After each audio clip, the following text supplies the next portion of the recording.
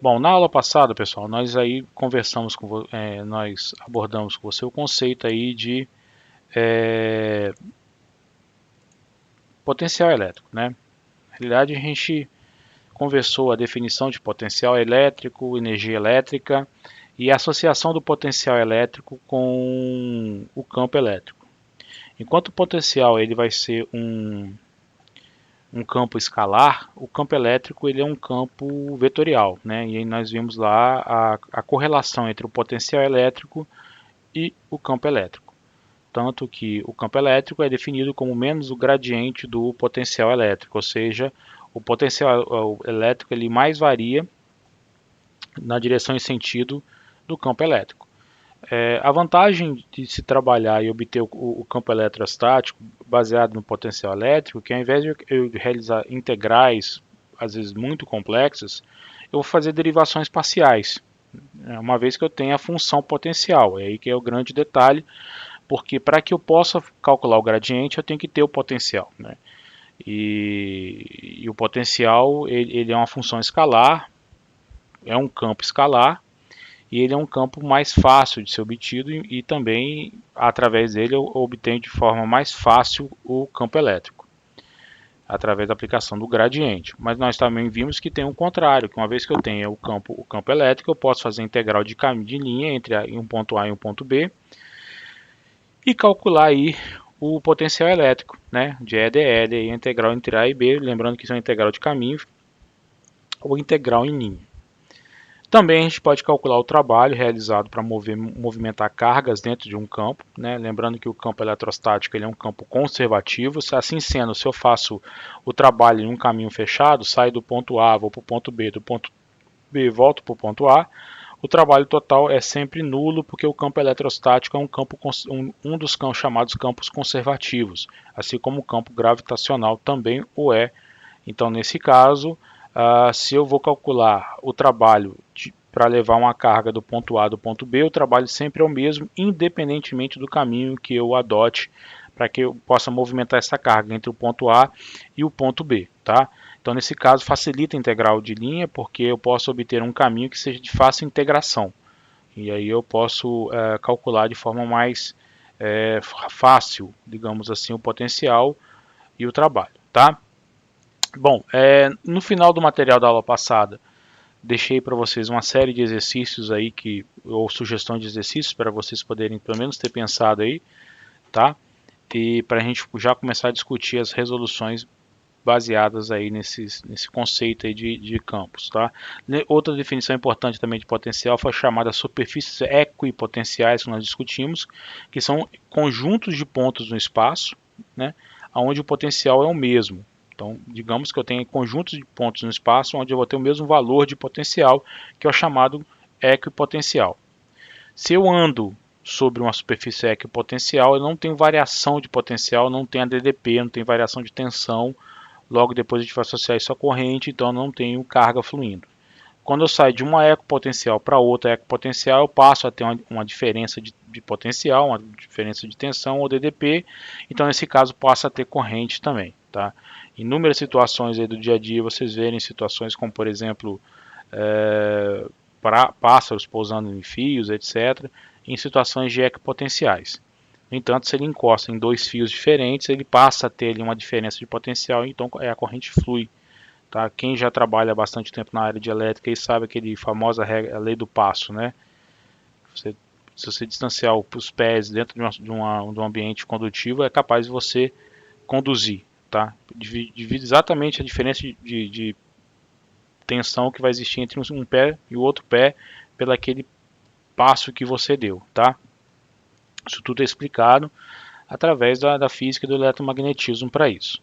Então vamos lá. Enquanto o potencial de um condutor esférico oco de raio R, tá? E fecha essa bosta, nos pontos em seu interior e no seu exterior. Então a gente vai representar o campo do potencial desse condutor. Então imaginemos que eu tenha esse aqui é o meu potencial, né? O meu condutor quer dizer. E aí ele é ele é oco, então provavelmente nas cargas vão estar na sua casca esférica. E para isso a gente vai aplicar a lei de Gauss diretamente aqui, que foi o que nós vimos na última unidade, né, que a lei de Gauss diz que o fluxo elétrico que passa por uma superfície gaussiana fechada é igual à carga total contida dentro da superfície dividido por ε0. Se eu quiser falar em função de densidade de fluxo de intensidade de campo elétrico, aí eu vou ter que a integral em superfície fechada de d ds vai ser igual a Q ou a carga total contida ali dentro, ou então a integração volumétrica da distribuição volumétrica de cargas. Tá? Então, isso é uma das formas de escrever a lei de Gauss aqui, porque aí eu escrevo em função do campo elétrico, não em função da densidade de campo, que é D, que nós já sabemos que no vácuo é dado pela essa relação aqui, ε0 vezes Z. Tá, pessoal? Então, ou seja, se eu estou num ponto fora do condutor, ou seja, o meu R, o ponto de referência é fora do condutor, o campo elétrico já é sabido, se reduz a um campo elétrico de uma carga pontual, Q sobre 4πε0 vezes R quadrado na direção radial. No entanto, se eu estou dentro do condutor, com R menor que zero, o campo é zero. Por que o campo é zero? Porque a carga dentro do condutor é zero. Aquela integral lá vai ser igual a zero. Tá? Isso aí é uma coisa. Por quê? Porque o condutor é um condutor oco. Se o condutor é oco e não tem carga, essa integral fechada superficial de EDS vai ser igual a zero. Como a superfície existe, logo, quem é zero? O campo elétrico. Tá? Então, se eu estou fora desse condutor esférico, então eu vou descrever o campo como sendo um campo de uma carga pontual. Se eu estou dentro do condutor, eu não vou ver campo nenhum, tá? Não vou sentir a presença de campo elétrico nenhum dentro do condutor. Então, se a gente for descrever aqui como seria o comportamento do campo elétrico em função de Rzinho, quer dizer, a distância radial do centro do condutor, eu vou ter aqui antes 1 sobre R quadrado, campo elétrico zerado, campo elétrico 1 sobre R quadrado. Então, esse seria o comportamento aí do meu campo elétrico. Enquanto eu estivesse fora do condutor, eu veria um campo decaindo com R quadrado. Entrei dentro do condutor, não sinto campo nenhum, não vou medir campo nenhum. Saí fora desse condutor esférico oco, passo a medir um campo que decai com 1 sobre R quadrado. Tá? Bom, para calcular o potencial, vamos achar então aqui um DL, um caminho. Sendo em coordenadas esféricas, o DL é dado por um R dr na direção radial, mais um R dθ na direção θ, mais um R seno de θ na direção φ. Tá? Vamos colocar aqui o nosso referencial de potencial no infinito. Isso só é válido porque eu estou trabalhando com a distribuição de carga finita.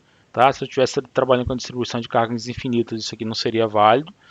Então, eu vou assumir que o meu zero potencial está lá no infinito, então eu vou ter integral de menos infinito a R, tá? De Q sobre 4πε0 R ao quadrado, que é o campo na direção dr. Por que sobrou só dr? Porque o campo ele é totalmente radial, ele só depende de R aqui, ó.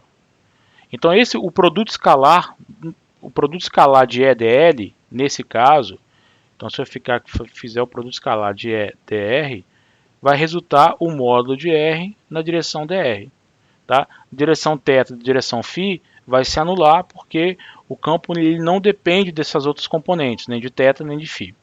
Então passa a ter uma integral simples de dr sobre R, que vai virar 1 sobre R, indo do infinito a R. Lógico, 1 sobre infinito no limite que R tem de infinito é zero, então o potencial passa a ter essa característica aí, ó.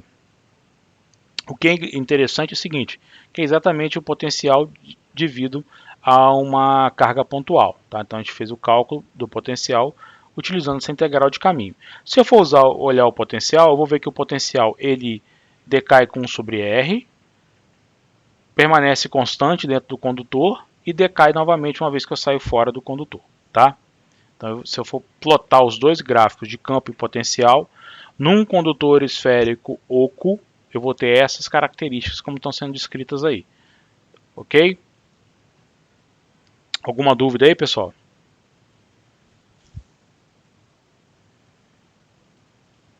Então vamos lá. Enquanto a diferença de potencial entre duas placas carregadas com densidade de cargas superficiais mais ρS e menos ρS. Então eu tenho uma carga que está carregada positivamente, uma carga que está carregada negativamente, há uma distância D entre essas duas cargas aí em relação ao eixo Y. Então evidentemente eu vou ter um campo eletrostático sendo resultante entre as duas placas, tá? Se a gente for olhar aqui inclusive a questão de referencial,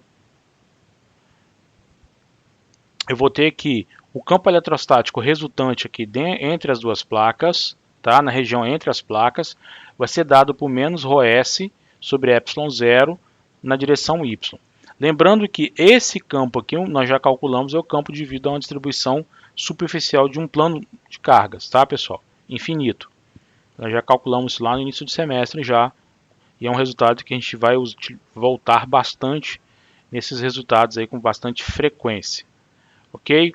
Então, enquanto eu tenho um que vai ser ρS positivo, mas vai estar na direção menos y, e aqui o autor, inclusive, que eu não tirei, isso aqui na realidade eu vou ter um outro campo que vai ser na direção positiva de y, mas a distribuição de carga vai ser negativa, vai ser menos ρS. Então eu vou ter menos ρS sobre 2ε0 na direção y, menos ρS sobre 2ε0 na direção y. Somando-se os dois, eu vou ter que o campo resultante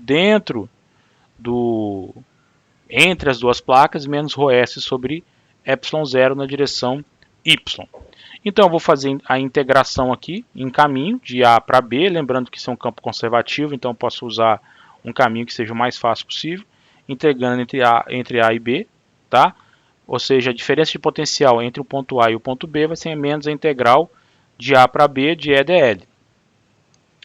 O diferencial de caminho dl é dado por dx na direção x, dy na direção y e dz na direção z. Evidentemente, esse produto escalar de E dl só vai resultar a componente na direção y, porque o campo só depende da componente na direção y.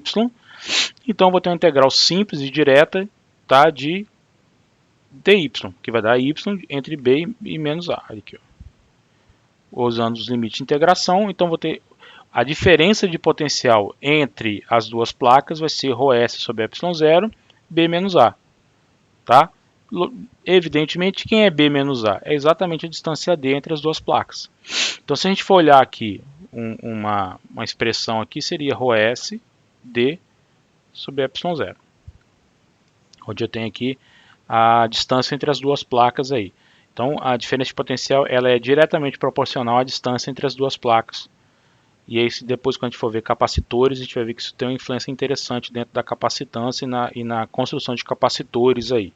Porque aqui dentro eu vou colocar um meio dielétrico e aí eu vou ter uma forma de armazenar energia elétrica entre essas duas placas aí, onde estabeleço um campo eletrostático, tá? Através aí da polarização do meio dielétrico. Bom, essa aí é uma conta simples e direta, pessoal. Dúvidas aí? Qualquer dúvida, pessoal, só sinalizar aí que eu vejo aqui no Teams aqui. Quem está com dúvidas, vocês nunca têm dúvidas de nada, está todo mundo sabendo, então a gente pode subir o sarrafo, né? A gente pode aumentar o sarrafo aí, já que ninguém tem dúvida de nada. Falar em dúvida, vocês viram aí o boletim do IMET aí de chuvas torrenciais para hoje? Só é doido. Não tem nada, é um calor. Vi não, professor. O IMET saiu aí uma chuvas de 30 a 50 milímetros por hora no dia de hoje para Grande Vitória. Não tem nada até agora. Só um calor absurdo. Não adianta, sempre erra. Ah, mas o IMET é tenso. Aí chove amanhã. Vitorinha não tem como acertar, não. Chove amanhã, é sempre assim. Chove amanhã durante o dia para poder complicar todo mundo que queira trabalhar ou tá tendo que sair. Tô olhando aqui, mas realmente, né, tenso. Bom, vamos lá. Bom, eu que não parei nenhum dia, se chover para mim é bom, que daí eu descanso um pouquinho. Dá uma parada, né? Mas tá tenso, cara. Ô anozinho pra acabar, bicho. Coisa que quando é que esse ano vai acabar? Só isso. Aí vira 2021 pior que 2020, né? Vamos lá. Vamos acabar logo esse negócio aqui. Vamos começar a lamoiar muito, né? Deus que me livre. Não, ninguém merece. Encontre o potencial de uma distribuição linear de cargas, ρL, tá? Sabendo que o potencial é dado por isso aqui. Tá? Isso aqui nós já calculamos, porque aqui, ó, pessoal, só para você saber, aqui, ó, é o campo elétrico devido à distribuição linear de cargas, tá? Isso já foi obtido aí anteriormente, tá? E eu tenho um ponto de referência aqui, XYZ, uma distância radial, da onde eu quero calcular essa distribuição. Isso é válido para linhas de transmissão, condutores, etc., para esse tipo de cálculo, tá? Lembrando que toda vez que eu tiver o linha sempre vai apontar para mim onde se encontra a distribuição de cargas, então a distribuição de cargas vai estar sobre o eixo Z, como está descrito aí, e o R, ou seja, a posição onde não existe indicador linha, é a referência onde eu quero calcular o potencial, o campo, seja o que for aqui dentro. Esse é um padrão nosso aqui em eletromag, tá, pessoal? O módulo de R menos R' é dado por essa expressão. Vocês reparem que é só o Z menos E'. Logo, jogando aqui dentro da integral, eu passo a ter essa expressão para a integral. A minha integração é apenas em Z'. Tá? Como a densidade linear ela é constante, pessoal, deixa eu só mutar aqui, tem alguém com o microfone aberto aí. Como essa densidade é uma densidade constante, isso facilita o cálculo, então ela pode sair de dentro da integral. Então, ρ sobre L 4πε0 sai de dentro da integral, e aí eu vou ter a integral de menos L sobre 2 a mais L sobre 2. Tá? Por quê? Porque a distribuição de carga se encontra sobre uma distância L. Tá? Eu vou posicionar o meu eixo de referência numa posição simétrica para facilitar o cálculo. Então eu tenho L sobre 2 para cima e L menos L sobre 2 em Z para baixo. Tá? Então, ou seja, é uma distribuição finita de cargas e é uma distribuição linear de comprimento L. Resolvendo essa integral em função de Z', né, através de substituição de variáveis, vocês vão encontrar que eu vou ter o ln de Z menos E' mais a raiz quadrada x ao quadrado mais y ao quadrado mais Z menos E' ao quadrado, vindo de menos L sobre 2 a mais L sobre 2. Substituindo os limites de integração e aplicando aí a regra de diferença de logaritmos, eu tenho essa expressão aqui para o potencial. Nada amigável, até porque eu estou trabalhando com coordenadas cartesianas. Então esse problema, ao invés de eu trabalhar com coordenadas cilíndricas, que ia simplificar bastante essa expressão, eu trouxe esse exemplo aí onde eu optei por trabalhar com coordenadas cartesianas x, y, z. Se fosse trabalhar com coordenadas cilíndricas, ia ficar bem mais simples essa expressão aí no geral, tá? Mas aí vale a pena aí para vocês também terem esse exemplo aí. Lembrando que nesse caso o potencial de uma distribuição linear de cargas ele é diretamente proporcional ao logaritmo neperiano, tá? Bom, encontre o potencial de uma distribuição de carga superficial sobre um disco de raio R. Mais uma vez eu vou usar a minha distribuição de carga, se encontra aqui no plano XY, tá? É uma distribuição radial. E aí eu quero calcular no ponto de referência P. Ok, pessoal?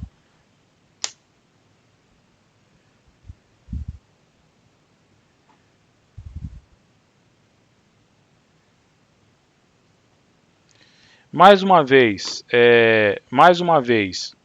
se vocês olharem aqui, eu tenho a expressão geral para um potencial de uma distribuição superficial, nós já vimos isso lá dentro do nosso conteúdo, tá, pessoal? Caso vocês tenham dúvida, é só voltar lá no material. Como é que o meu R' vai ser descrito? Ρ' na direção radial ρ, ou seja, aonde vai estar a distribuição de carga? Onde eu vou encontrar carga? Eu vou encontrar carga radialmente, tá? Então é ρ' na direção ρ. E aí o meu ponto de referência eu vou descrever aqui em coordenadas aqui cilíndricas ρ e z. Logo, o modo da diferença dos dois vetores aqui é dado por essa expressão. E aí eu vou substituir isso lá dentro da integração, né? Aqui o ds em coordenadas cilíndricas, né? Rolinha, dφ'. E aí eu vou ter que resolver essa integral em função de dφ' e rolinha. Dφ' vai de 0 a 2π e o rolinha vai de 0 a r, tá? A integral em φ vai dar 2π e a outra integral direta mesmo, que tem algum algebrismo, mas também não é tão complexo assim, tá? Aí substituindo, substituindo os limites de integração, vocês vão achar esse potencial para essa distribuição desse disco carregado aí. Ok?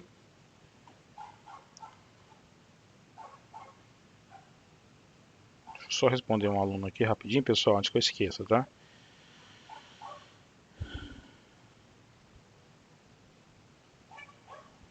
Tá liberado.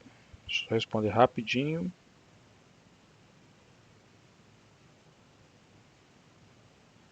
Foi. Então, pessoal, para essa situação, para essa distribuição, eu tenho especificamente o potencial variando aí com Z e variando aí com o raio dessa distribuição. Lembrando que também não é uma distribuição infinita de cargas, é uma distribuição limitada a um disco de raio R. Bom, vamos botar em prática então o princípio que correlaciona potencial elétrico com campo elétrico, onde o campo elétrico é dado por menos o gradiente do potencial elétrico. Como eu tenho componentes apenas em Z, esse gradiente vira menos ρ menos dV dz na direção Z. Tá? Nas demais, ρ e φ, como o gradiente, o potencial não depende, na realidade não tem variáveis nem ρ nem φ, então as derivadas parciais vão ser nulas. Lembrando que você tem um gradiente que está lá no material também em coordenadas cartesianas, coordenadas cilíndricas e coordenadas esféricas, tá, pessoal? Bom, fazendo aí a derivada, que é algo direto, nós obtemos aí essa expressão para o campo elétrico, tá? E aí um pouquinho de algebrismo, chegamos aqui à expressão do campo elétrico devido a uma distribuição, um disco de carregado de raio R, tá, pessoal? Isso aí é bem interessante, tá? Se eu estiver bem próximo desse disco, ou seja, bem junto do disco e tal, eu vou ter o campo eu vou ver o campo de uma distribuição como se fosse um plano. Então, estou bem próximo do disco. Para mim, é como se fosse uma distribuição de um plano infinito, ou seja, o campo elétrico de um plano infinito. À medida que eu me afasto dele, eu começo a ver um outro campo, que seria um campo aí de uma distribuição de um disco, uma distribuição circular superficial, ou seja, de um disco carregado, tá? Que é um dos resultados clássicos ali do eletromagnetismo. Ok?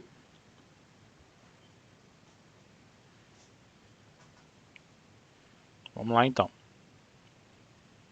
Porque aqui, ó, para vocês terem ideia, se o R for muito maior do que Z ao quadrado, o R ao quadrado é muito maior que Z ao quadrado.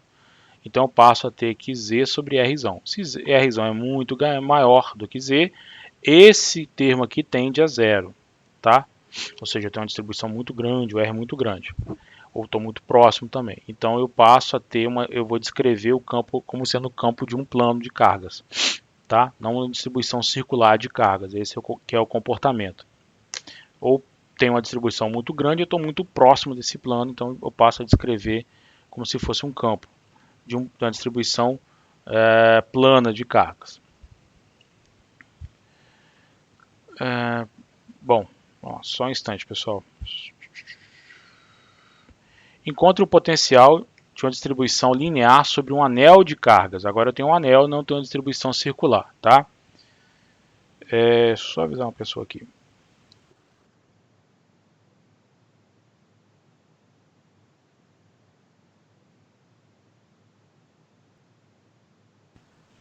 Bom, mais uma vez é uma distribuição linear, então eu vou ter essa expressão aqui para o campo do potencial, tá bom?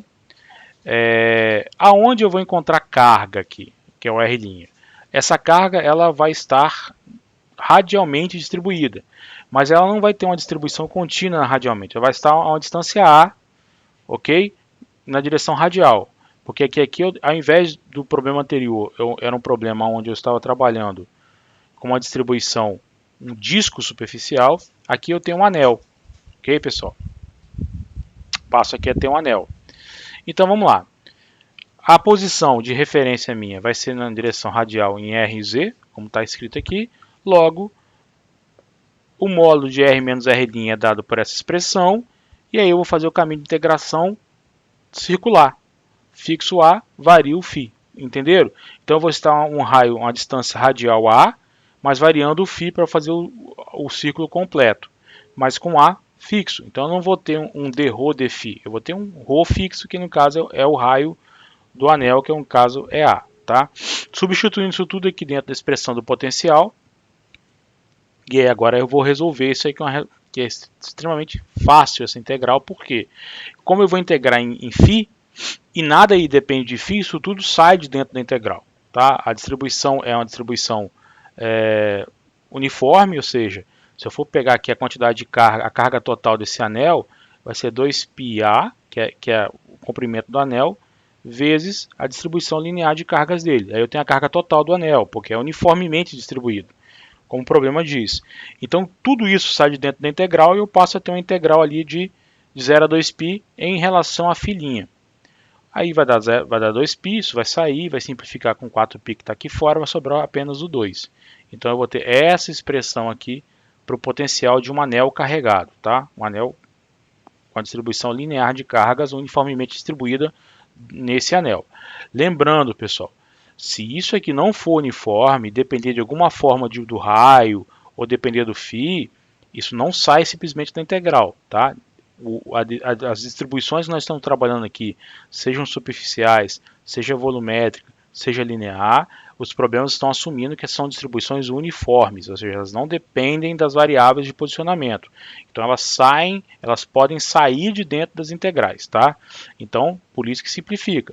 Se eu tivesse, por exemplo, uma distribuição linear que dependesse de φ, por exemplo, de alguma forma, tá? Ou seja, variando o ângulo ali, eu vario a distribuição, dependendo do ângulo eu tenho mais ou menos concentração de cargas, aí nesse caso eu tenho que ter a expressão da distribuição e tenho que realizar a integral. Ok? Então, o potencial devido a esse anel carregado é dado aí por essa expressão aí.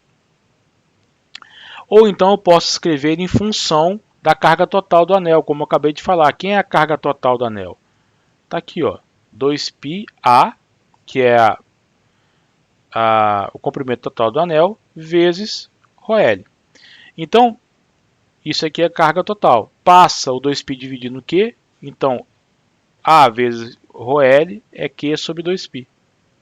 Por isso que volta a ter o 4π aqui embaixo e o A some do numerador. Então, se eu for colocar em função da carga total do anel, eu posso escrever esse potencial assim. Agora, se eu estiver no eixo de simetria do anel, estou localizado em Z, o ρ nesse caso é zero. Então o potencial passa a depender apenas de Z e ele simplifica para isso aqui. Bom, ou se caso eu quiser escrever em função da carga total do anel, eu escrevo o potencial dessa forma. Se o Z for muito grande, ou seja, muito maior do que A, lembrando que A é o raio do anel, para Z muito maior do que A, tá? Esse denominador aqui, ó, essa raiz quadrada de Z ao quadrado mais A ao quadrado, se resume a simplesmente Z. Então eu vou ter Q sobre 4πε0, Z, que é o potencial de uma carga pontual. Tá? Lembrando que definição de carga pontual para a gente é aquela distribuição de carga onde a distância em que estou dela é muito superior às distâncias internas dessa distribuição. Então assumo que isso é uma carga pontual. À medida que eu me aproximo dessa carga pontual, eu posso identificar distribuições distintas, seja ela superficial, volumétrica, esférica, etc. e tal. Quando eu estou muito afastado dessa distribuição de cargas, tudo se passa como se fosse uma carga pontual. A forma como eu vou descrever, seja o campo, seja o potencial dessa carga, dessa distribuição de carga. Se eu me aproximo dessa distribuição de carga, eu vou me aproximar cada vez mais dessa distribuição de carga, eu passo a descrever esses fenômenos físicos de uma forma diferente. Então eu passo a descrever o campo elétrico de uma forma diferente e passo a descrever o potencial elétrico também de uma forma diferente. Ok, pessoal? Alguma dúvida aí?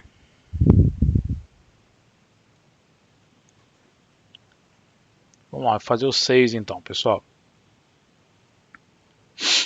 Encontre a diferença de potencial entre dois pontos devido a um fio infinito com uma densidade ρl. Bom, Nesse caso de fios infinitos, pessoal, a gente tem um detalhe que eu não posso mais fazer a questão do potencial no infinito zero, tá? Não dá para fazer mais. Por quê? Porque lá no infinito eu vou ter carga. Então eu não posso trazer aqui, para resolver esse problema, o conceito de definir o potencial no infinito como sendo zero. Porque lá no infinito eu tenho carga. Por que eu coloco o potencial no infinito zero? Porque lá não tem carga. O que seria o infinito? Lembrando para a gente fisicamente falando, uma distância bem longe, uma distância considerável da distribuição de cargas, tá? Toda vez que a gente trabalha com esse conceito de colocar o potencial no infinito, não significa que eu estou no infinito, significa que eu estou a uma distância considerável da distribuição frente a toda a distribuição geométrica e etc. ali dentro da distribuição para resolver o problema. Então, nesse caso, pessoal, eu tenho carga no infinito. Pessoal, mas, poxa, infinito, o que quer dizer isso? Quer dizer, por exemplo, eu tenho um fio condutor muito longo e eu estou muito próximo dele.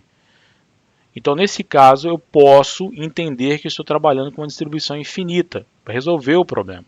Então, digamos que eu tenho um condutor muito longo e eu estou a uma distância radial próxima dele, comparado com as extremidades desse condutor.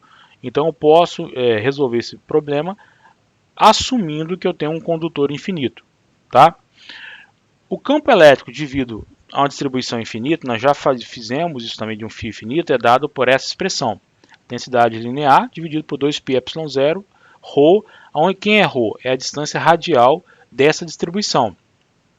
Então eu tenho uma distribuição linear de cargas aqui e vou estar a uma distância ρ dessa distribuição, tá? Lembrando que esse não é um problema hipotético ou meramente um construto matemático para poder idealizar alguma coisa. Tem aplicações para isso e a aplicação é essa que eu acabei de falar para vocês. Eu estou muito próximo de um condutor muito extenso. E aí, o que seria muito próximo? Não sei, tá? Eu estou a uma distância ρ consideravelmente menor do que o comprimento do condutor. Tá? Isso pode ser aplicado em linhas de transmissão de longas distâncias, linhas de transmissão aí marítima, seja onde for, tá? Então, qual é o potencial que eu vou ter? Então, eu vou ter o potencial em F menos o potencial em I, vai ser menos a integral de caminho de I para F de E dl. Bom, aqui o cara volta a falar que tem um potencial infinito, mas eu não vou fazer, até porque eu tenho dois pontos aqui de integração, não tenho mais o potencial lá no final, tá? Então, eu vou ter o potencial em ρ menos o potencial em ρ0, passo a ter uma integral simples e passo a ter o ln de ρ sobre ρ0.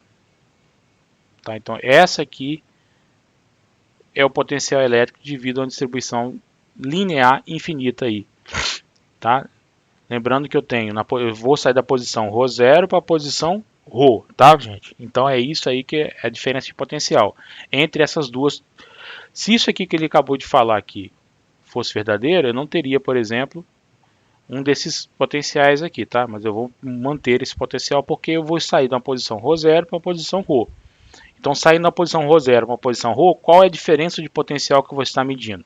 Menos ρl sobre 2πε0, o ln do modo de ρ sobre ρ0. Beleza? Agora, se ρ0 for muito maior do que ρ, muito maior, eu vou ter ali a razão entre esses dois nula. Então, ρ sobre ρ0 vai ser nula. Quanto é que vale o logaritmo de zero? ln de zero. Alguém lembra aí?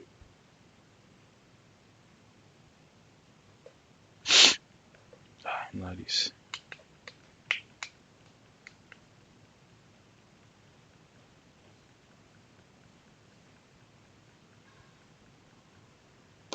Menos infinito. Eu vou ter uma diferença de potencial infinita? Não necessariamente, tá, gente? Então, ou seja, para se trabalhar com distribuições infinitas de carga, débito 1511. Para se trabalhar com a distribuição infinitas de carga, a gente tem que tomar cuidado para fazer essas análises aí, ok? Pessoal, dúvidas? Estamos com 12 alunos aí, 3 faltantes. Tranquilo até agora? Vamos resolver mais um? Para a gente poder também é muita informação para vocês. Essa semana, quinta-feira a gente continua. Vamos lá.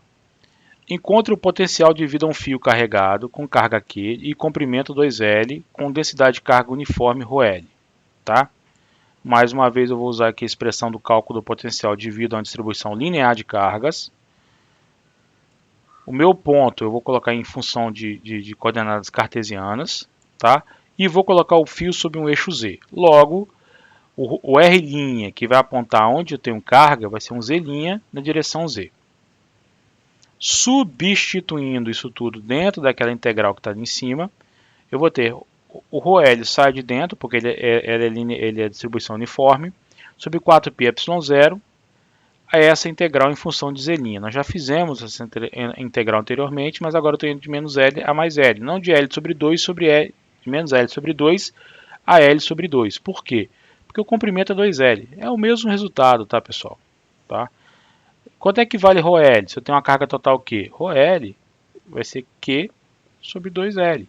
O comprimento do condutor dividido pela carga total. A carga total que eu tenho no condutor dividido pelo comprimento do condutor, que é 2L. E aí, ó, eu tenho essa expressão para o potencial dessa distribuição linear, né? Colocando em voga que L vai ser Q sobre 2L, aí aqui eu passo a ter essa expressão aqui para o meu potencial, tá? Devido a essa distribuição linear de cargas, tá, pessoal? Então, volto a reforçar com vocês. Por mais assim, esdrúxulo que possa parecer esses conceitos, botar potencial no infinito, distribuição uniforme, isso aí a gente tem aplicações diretas aí dentro de linhas de transmissão, antenas, etc., aonde eu estou trabalhando com distâncias consideráveis frente às minhas distâncias de referência, frente a onde eu estou referenciando os pontos e etc. Tá? Então isso tem que ficar muito claro e na cabeça de vocês que isso não é somente uma construção matemática para exercitar cálculos, etc. Existem aplicações para isso. Tá? Mas eu estou trabalhando com campo eletrostático e na vida, por exemplo, um condutor mesmo, eu vou ter sempre uma variação temporal. Sim, vai ter uma variação temporal. Agora, se essa variação temporal ocorrer de forma bem tênue, tá? Ou ocorrer de uma forma bem esparsa, eu posso também aproximar o problema, como se fosse uma solução de eletrostática, ou seja, uma solução onde eu tenho um campo estático, não um campo variante com o tempo, né? Quando eu passo a ter campos variantes com o tempo, aí a coisa começa a mudar um pouquinho, porque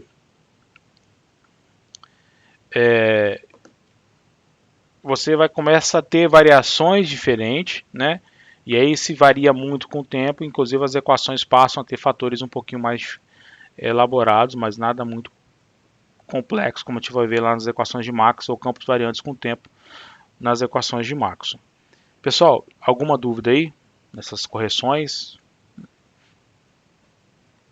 Fico preocupado porque ninguém fala nada, né? A galera fica todo mundo quietinho, tá? E